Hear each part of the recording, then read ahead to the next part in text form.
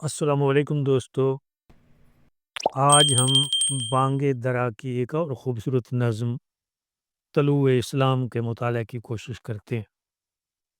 اس نظم کا پس منظر پہلے دیکھ لیجئے۔ یہ نظم علامہ صاحب نے انجمن حمایت اسلام کے سالانہ جلسے میں 31 مارچ 1923 کو پڑھی تھی۔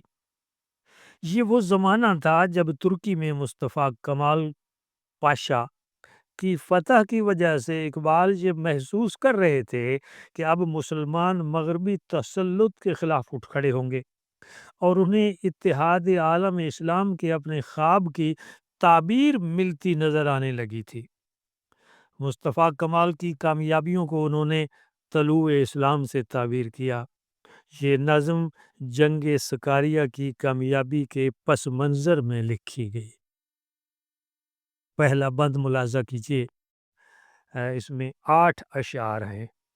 پہلے بند میں دلیل صبح روشن ہے ستاروں کی تو نکتہ بھی، افق سے آفتاب ابھرا گیا دور گراں خوابی، عروق مردہ مشرق میں خون زندگی دوڑا، سمجھ سکتے نہیں اس راز کو سینہ و فارابی، مسلمان کو مسلمان کر دیا طوفان مغرب نے، طلع تمہارے دریا ہی سے ہے گوہر کی سیرابی، عطا مومن کو پھر درگاہ حق سے ہونے والا ہے، شکوہ ترکمانی ذہن ہندی نطق عربی، اثر کچھ خواب کا غنچوں میں باقی ہے تو اے بلبل، نوارا تلخ تر میزن چو ذوق نغمہ کامیابی، تڑپ سہنے چمن میں آشیاں میں شاخساروں میں، جدا پارے سے ہو سکتی نہیں تقدیر سیما بھی، وہ چشم پاک بھی کیوں زینت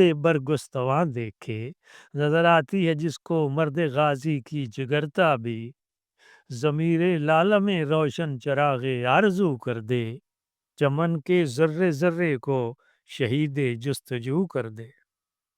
پہلے شعر کے مشکل الفاظ کے معنی دیکھ لیتے ہیں۔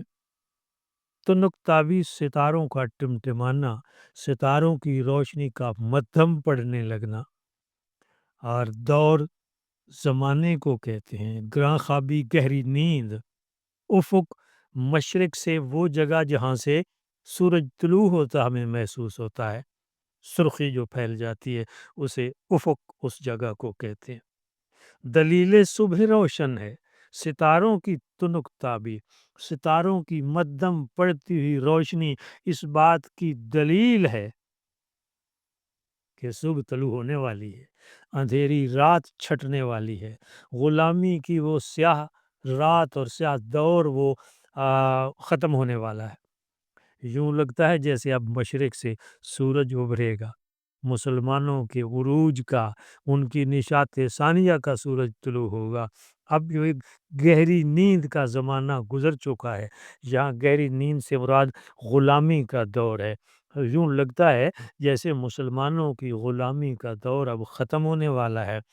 مصطفیٰ کمال کی اس فتح سے اقبال کو مسلمانوں کا روشن مستقبل نظر آنے لگتا ہے، اور وہ سمجھتے ہیں کہ غلامی کی سیاہ رات ختم ہونے والی ہے اور مسلمان جو گہری نیند میں تھے وہ اب بیدار ہونے لگے ہیں۔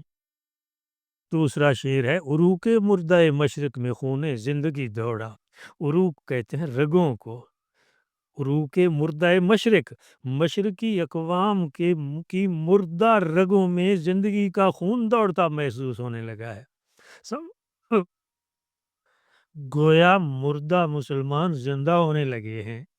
سمجھ سکتے نہیں اس راز کو سینا و فارابی، ابو علی سینا اور حکیم فارابی دونوں مسلمان فلسفی تھے۔ اقبال کہتے ہیں کہ یہ فلسفیوں کے سمجھنے کی بات نہیں ہے کہ قومیں جب بیدار ہونے لگتی ہیں تو کس طرح وہ مردہ سے زندہ ہونے لگتے ہیں اور ان کی مردہ رگوں میں زندگی کا خون کیسے دوڑنے لگتا ہے۔ یہ بات فلسفیوں کے سمجھنے کی نہیں ہے۔ تیسرا شعر، مسلمان کو مسلمان کر دیا طوفان مغرب نے، طلعت تمہارے دریا ہی سے ہے گوہر کی سیرابی۔ یہ جو جنگ تھی جس میں مصطفیٰ کمال کو فتح نصیب ہوئی۔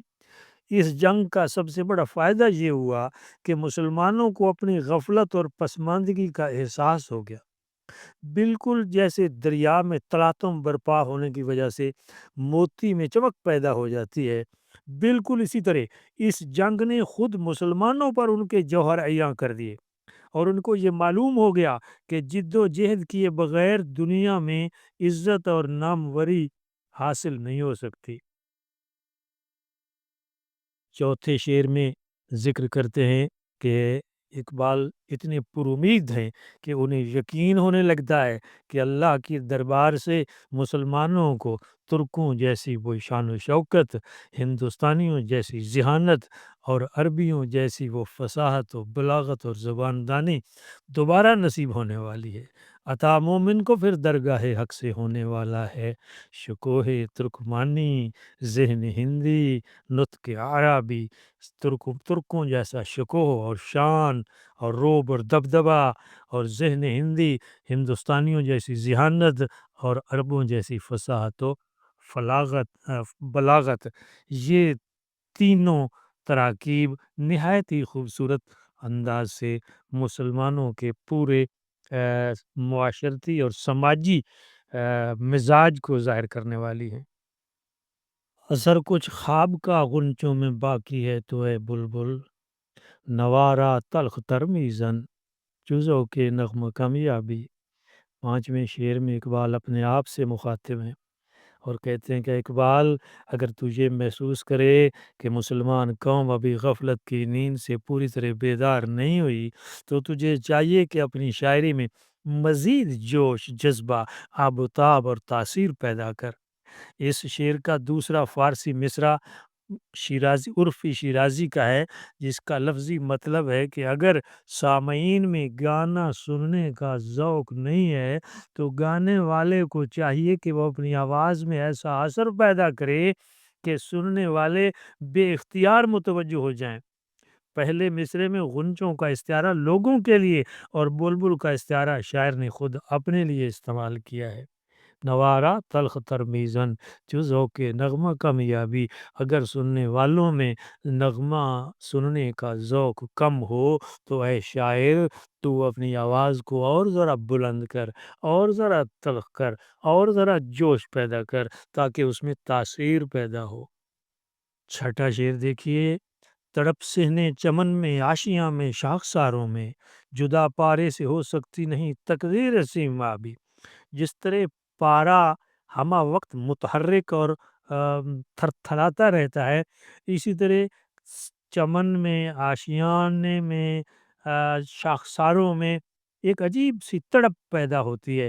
شاعر عموماً اسی طرح اپنی قوم کی رہنمائی کرنے کے لیے بے قرار رہتا ہے، جیسے پارا ہمہ وقت تھر تھراتا رہتا ہے، اسی طرح شاعر اپنی قوم کے لیے ہمیشہ پارے کی طرح بے قرار رہتا ہے، اور جہاں بھی اسے موقع ملتا ہے وہ اپنے دکھ کا، اپنے کرب کا، اپنے درد کا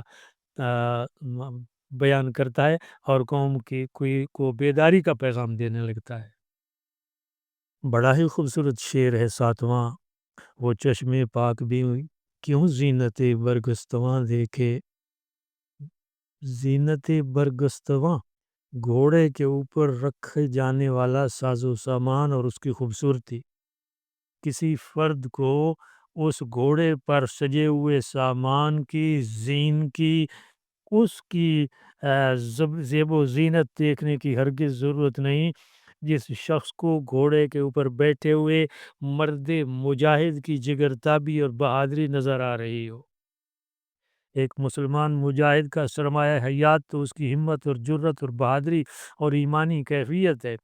پاکیزہ فطرت رکھنے والے انسان غازی کے گھوڑے کی زیب و زینت کو نہیں دیکھتے، بلکہ اس کے اوپر بیٹھے سوار کی باطنی خصوصیات پر نظر رکھتے ہیں، اس سے اس کے کردار کا اندازہ لگانے کی کوشش کرتے ہیں۔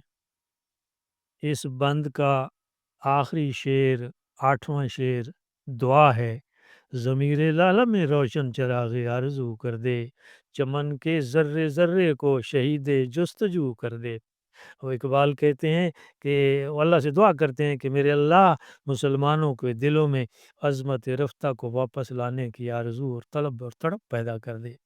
وہ چاہتے ہیں کہ قوم کا ایک ایک فرد اپنے دل میں یہ تمنا پیدا کر لے، جس طرح ترکی کے بہادر عوام نے اپنی آزادی اور عزت کا دفاع کرنا شروع کر دیا ہے، اسی طرح ہندوستان بھی انگریزوں کی غلامی سے جلد آزاد ہو جائے۔ جزاکم اللہ خیر۔